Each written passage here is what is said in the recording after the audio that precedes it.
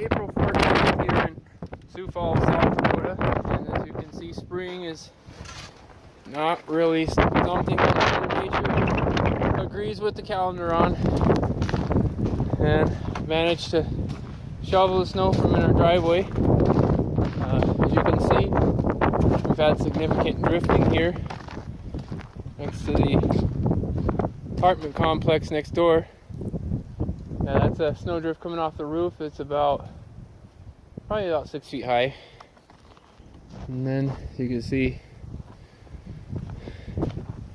lots of snow drifting when it should be 60, 70 degrees out. It's still snowing. So, well, it's been fun. Thank you for watching my video about the weird winter weather here in Sioux Falls. Bye.